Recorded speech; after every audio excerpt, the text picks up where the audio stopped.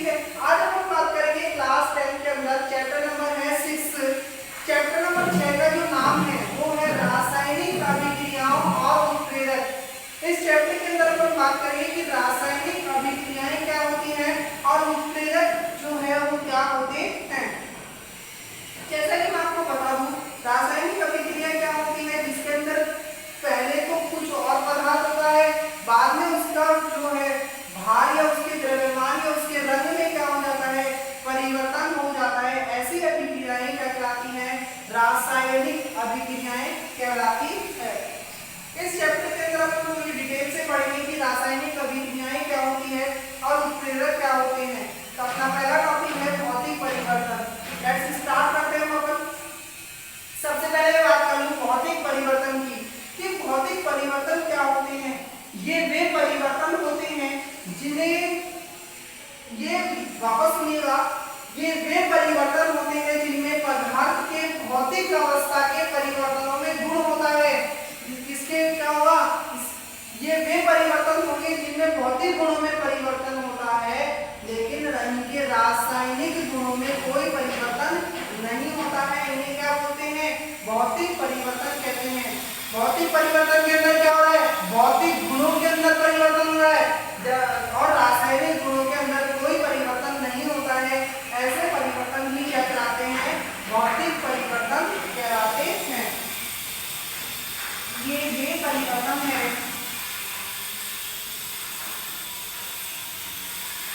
जिसमें पदार्थ के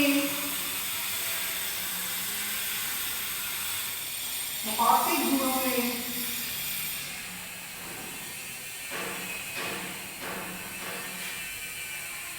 गुणों में परिवर्तन होता है।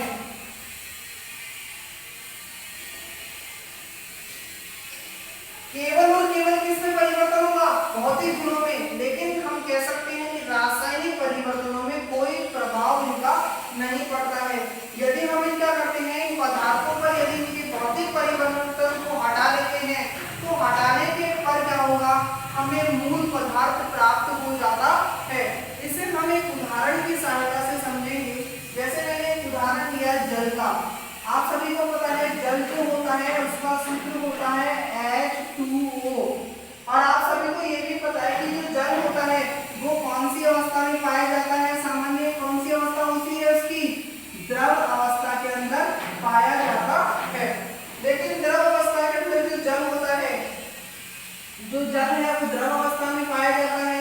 यदि मैं जल को क्या कर रहा हूँ, ठंडा कर रहा हूँ, तो जल ठंडा करने पर कौन सा रूप ग्रहण करेगा, बर्फ का रूप ग्रहण करेगा।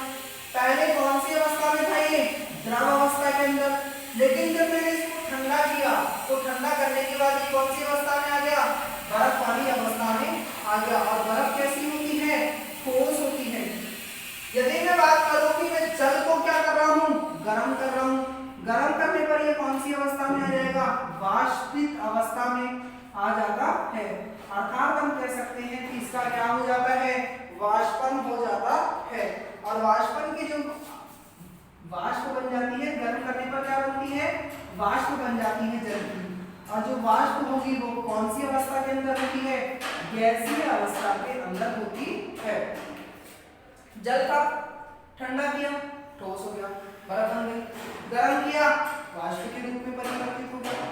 इसका मतलब क्या हुआ, यदि मैं जल को वापस, जो ठंडा जल है, आपने देखा होगा कि जब जैसे ही मैंने फ्रिज में पहले उसको जल को क्या किया था, ठंडा किया था, कुछ देर बाद में यदि मैं बर्फ को निकालूंगा तो आप देख सकते हैं वापस क्या बन जाएगा, जल बन जाता है।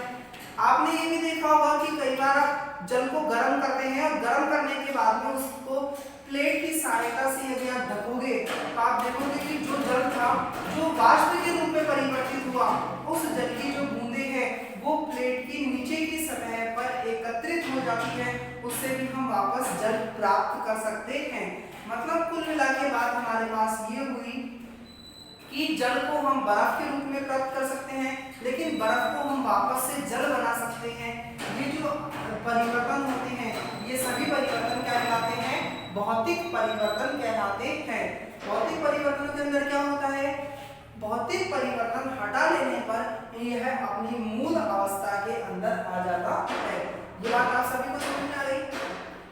अब अपन नेक्स्ट देखते हैं इसके बाद में भौतिक परिवर्तन के गुण, कि भौतिक परिवर्तन के जो है क्या क्या गुण होते हैं वो देखिए। नेक्स्ट है अपना इसी का ही भौतिक परिवर्तन।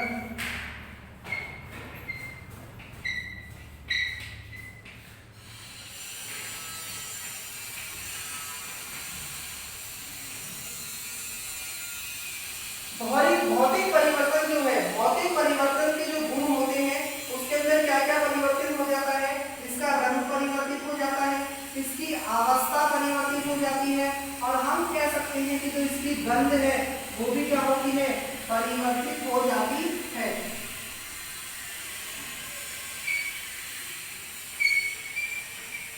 परिवर्तित होती है।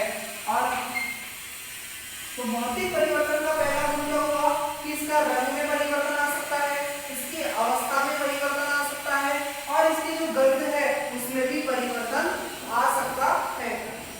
दूसरा जो हमारे पास पॉइंट है वो हमारे पास है कि परिवर्तन को जैसे ही अपन ने हटाया, हटाने पर क्या हुआ?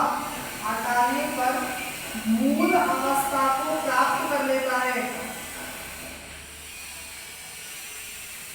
मूल अवस्था को क्या कर रहा है? प्राप्त कर रहा है। जैसा कि मैंने भी आपको बताया था बर्फ के जल के अंदर, कि जल को मैंने बर्फ बनाया लेकिन बर्फ को भी हम जल बना सकते हैं। तो मैंने ये कहा कि भौतिक परिवर्तन को यदि हटाया तो हम क्या कर सकते हैं? इसकी मूल अवस्था में परिवर्तित कर सकते हैं। और तीसरी बात इसके अंदर ये होती है कि ये परिवर्तन जो होता है वो कैसा होता है? अस्थायी परिवर्तन कहलाता है। इस परिवर्तन के अंदर क्या होगा? अस्थायी परिवर्तन होगा। चौथी हम बात करें तो यह जो होता है इसके अंदर कोई भी नए पदार्थ का निर्माण नहीं होता है। नए पदार्थ का निर्माण नहीं होता है।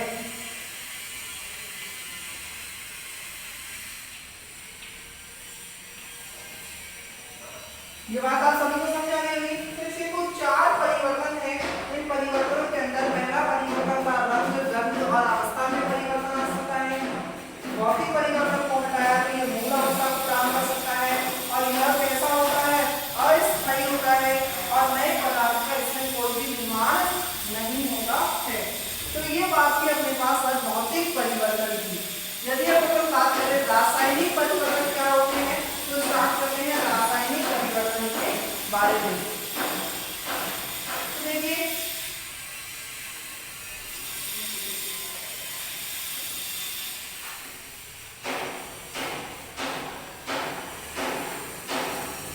सेकंड अपने पास है रासायनिक परिवर्तन।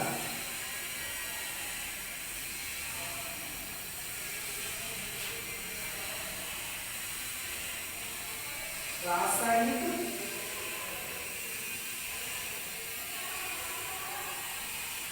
इसमें क्या होता है? ये वे परिवर्तन होते हैं, ध्यान से सुनिएगा, ये वे परिवर्तन होते हैं जिनसे पदार्थ के रासायनिक गुणों में परिवर्तन हो जाता है। वे परिवर्तन है जिनसे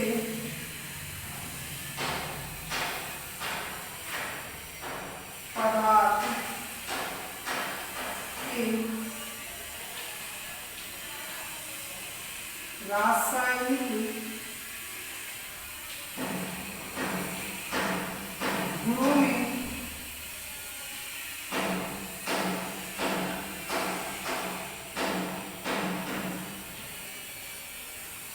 इसमें क्या होता है? भौतिक परिवर्तन की कंडीशन लगती है और इसकी कंडीशन एक इस भौतिक परिवर्तन के जस्ट विपरीत है। यहाँ पर क्या हो रहा है कि ये वे परिवर्तन है जिनसे पदार्थ के कौन से गुणों में परिवर्तन होता है? रासायनिक गुणों में इसके क्या होता है? परिवर्तन होता है। और इस पदार्थ में क्या होता है? यदि आप इसको अपनी मूल अवस्था से हटाते हो, रासायनिक परिवर्तन हटा देने के बाद में ये मूल अवस्था प्रदान नहीं करता है। ये वापस सुनना, यह इसके अंदर रासायनिक परिवर्तन यदि मैंने हटा दिया तो हटाने के बाद ये अपनी मूल अवस्था में कोई भी परिवर्तन नहीं होता है, अपनी मूल अवस्था में नहीं आता तीसरी बात, इसके अंदर क्या होती है, नए पदार्थों का निर्माण हो जाता है। जैसे कि हम बात करें, कोयले को मैं जला रहा हूं, मान लो कोयला है, कोयले को मैंने, कार्बन है, इसको ऑक्सीजन की उपस्थिति में यदि मैंने जलाया तो कौन सी गैस प्राप्त होगी मुझे, CO2 गैस प्राप्त हो जाती है। ठीक है, इसके अलावा यदि मैं बात करूं, जो कोयला था वो पहले कौन सा था, ठोस था, ये क्या है, कोयला। कोयले को मैंने किसकी उपस्थिति में जलाया भाई, ऑक्सीजन की उपस्थिति में। तो ऑक्सीजन क्या है, द्रवीय फॉर्म के अंदर है, ऑक्सीजन क्या है, गैस फॉर्म में है, सॉरी यहाँ ऑक्सीजन क्या है, गैस के रूप में होती है। और CO2 जो है हमारे पास का, जिसको अपन बोलते हैं कार्बन डाइऑक्साइड, जो कार्बन डाइऑक्साइड है वो भी किसके रूप में प्राप्त हो रही है, गैस के रूप में प्राप्त हो रही है। तो मैं ये कहूंगा कि जैसे ही मैंने कार्बन को जलाया, जलाने के बाद में मेरे को कार्बन डाइऑक्साइड गैस तो प्राप्त हो गई, लेकिन ये निश्चित नहीं हुआ कि CO2 गैस से कार्बन डाइऑक्साइड जो है उससे क्या मैं कोयला प्राप्त कर सकता हूँ, ये इट इज इम्पॉसिबल, ऐसा करना संभव नहीं है। तो हम ये कहेंगे कि यदि इसके पदार्थों के मूल परिवर्तन को हटा लिया जाए तो यह मूल पदार्थ हमारे पास प्राप्त नहीं होता है। इसके अंदर क्या होते हैं, अब इसकी अपन बात करते हैं गुणों की। जैसे मान के चलो एक एग्जांपल और लेते हैं अपन, दूध है, एक एग्जांपल की और बात कर लेते हैं। जैसे मैंने कहा दूध है, दूध को हम जमाते हैं, जमाने का मतलब, जमाने पर क्या बन रहा है अपने पास, दही बन रहा है। अपने दैनिक जीवन में क्या काम आता है, दूध। जो दूध है उसको मैंने जमाया, जमाने के बाद में जिसको अपन जमाते हैं उसके बाद में हमें क्या प्राप्त होता है, दही प्राप्त होता है। लेकिन दही से दूध प्राप्त हो सकता है क्या, नहीं हो सकता। दही से हम दूध बना सकते हैं क्या, नहीं बना सकते। अर्थात ऐसे परिवर्तन ही क्या कहलाते हैं, रासायनिक परिवर्तन कहलाते हैं। यदि मान लो, सपोज करो सब्जी है, कोई सब्जी कोई खराब हो गई, जिसको अपन बोलते हैं ना कि इसमें बदबू आने लग गई, सब्जी खराब हो गई, तो खराब सब्जी से हम वापस सब्जी बना सकते हैं क्या। जैसे मान लो मैंने गोभी की सब्जी बना ली, तो मैं क्या वापस गोभी प्राप्त कर सकता हूँ क्या, नहीं प्राप्त कर सकता। जिस फॉर्म में है ये पहले था उस अवस्था में हम प्राप्त नहीं कर पाते। ऐसे परिवर्तनों को ही क्या कहा जाता है, रासायनिक परिवर्तन कहा जाता है। अब अपन बात करते हैं रासायनिक परिवर्तन के गुण। रासायनिक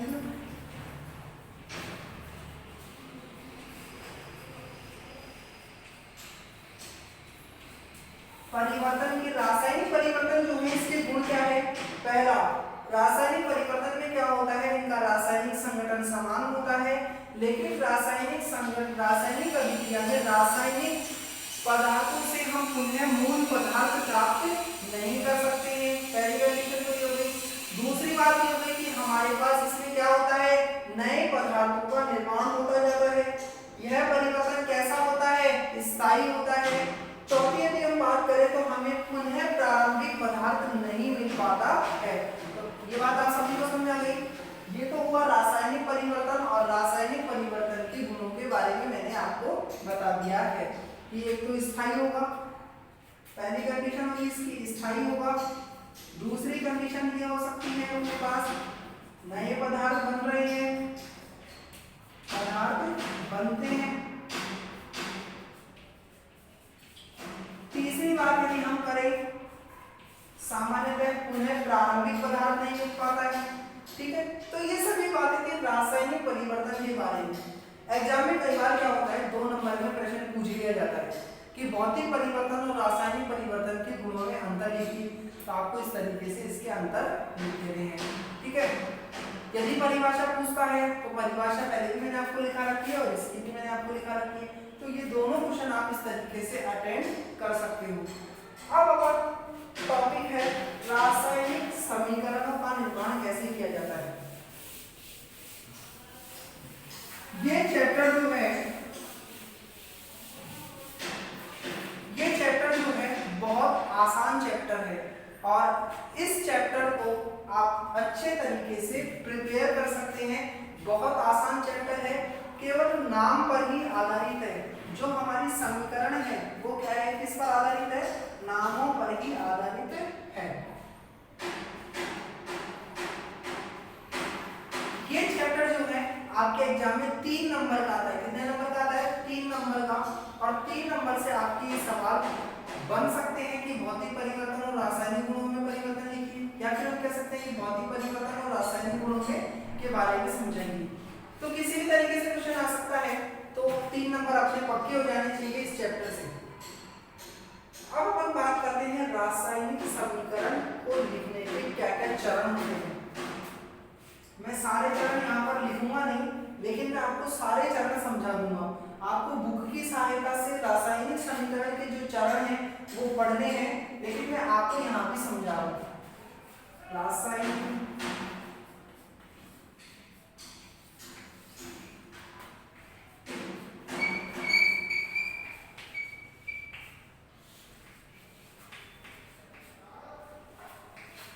रासायनिक समीकरण को लिखने के चरण।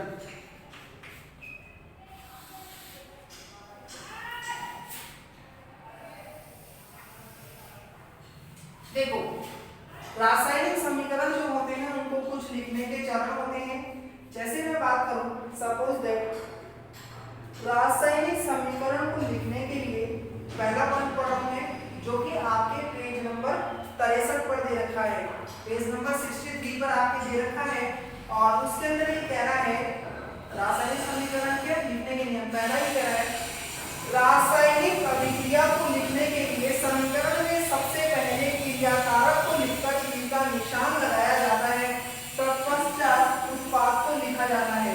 रासायनिक समीकरण आपको लिखना है तो जो इधर होंगे, जैसे मान लो कार्बन और ऑक्सीजन हो गया, ये दोनों क्या है, क्रियाकारक है। अब मुझे क्रियाकारक से जो उत्पाद बने हैं उन उत्पादों के बारे में लिखने से पहले क्या लगाना पड़ता है, हमारे इस तरीके से तीर का निशान लगाना पड़ता है। और ये जो CO2 गैस अपने पास बनी है, ये क्या होती है, उत्पाद होती है। ध्यान रखना, अभिक्रिया के अंदर सबसे पहले कौन लिखे जाते हैं, क्रियाकारक, और बाद में कौन लिखे जाते हैं, उत्पाद लिखे जाते हैं। इन दोनों क्रियाकारक और उत्पादों के बीच में कौन सा निशान होता है, तीर का निशान लिखा जाता है। पहला पॉइंट आपको क्लियर था। दूसरा पॉइंट देखिए क्या कह रहा है, क्रियाकारक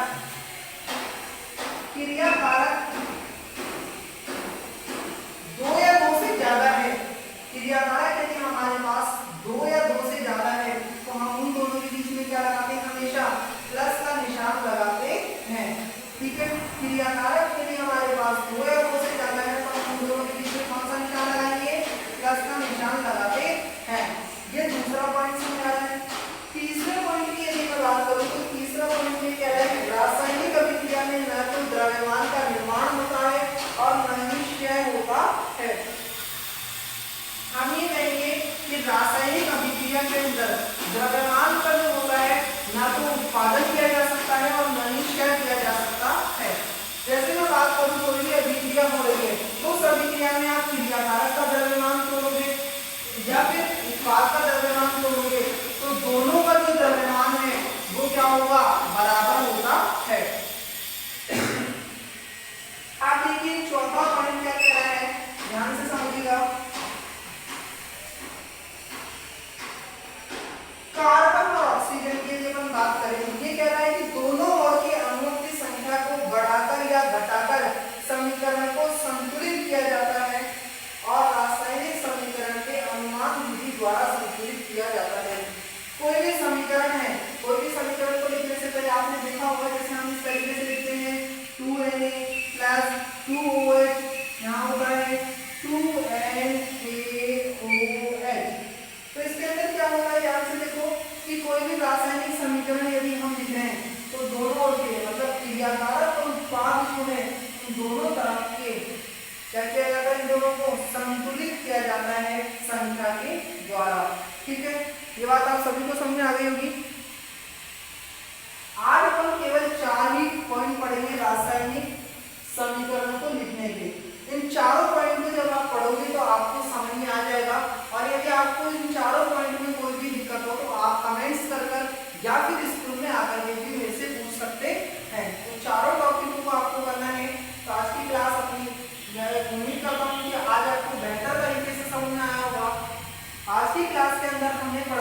भौतिक परिवर्तन, कि भौतिक परिवर्तन के बारे में हमने बात कर ली, रासायनिक परिवर्तन के बारे में हमने बात कर ली, और रासायनिक समीकरण किस तरीके से लिखे जाते हैं उनके अपन ने 4 पॉइंट भी कंप्लीट कर लिए हैं। तो मैं उम्मीद करता हूँ कि आज का पढ़ाया हुआ आपको बेहतर तरीके से समझ में आ गया होगा। यदि आपको कोई भी दिक्कत हो तो आप पूछ भी सकते हैं। Thank you for everyone, see you again next day. Okay, thank you.